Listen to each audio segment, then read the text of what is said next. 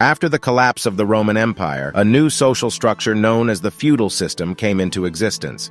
Within the feudal system, the allocation of land in the form of a grant known as a fief was practiced, wherein a king or overlord would bestow this land upon a lord. In exchange, the lord would pledge allegiance to the king and fulfill the role of a knight, serving as a mounted warrior. The immobility of land made it a valuable asset, serving as the primary form of security. A lord who received a fief was referred to as a vassal of their respective king.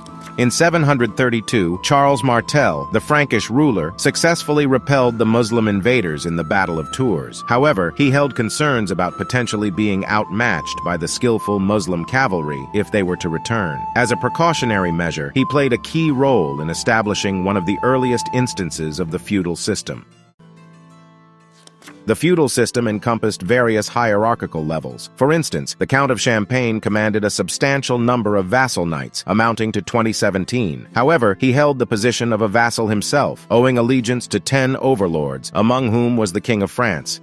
Membership in the feudal system was limited to noblemen exclusively, yet it swiftly gained dominance over vast territories across Europe as kings utilized grants of land to establish binding relationships with their subjects. There was a saying, "No land without a lord, and no lord without a land."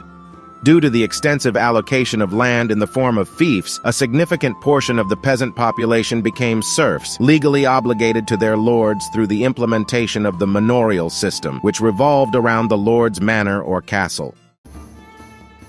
The majority of people in medieval Europe were impoverished serfs who found themselves bound to their lord. Their living conditions were characterized by modest huts, arranged in clusters near the manor house of the lord. Their means of subsistence were meager, and they struggled to make ends meet. Serfs were given small plots of land to live off in return for working their lord's land. Serfs could not be evicted, but had few rights. They could not leave the village, marry, or sell their possessions without their lord's permission. The feudal and manorial systems reached their peak in the 1100s, but then began to decline.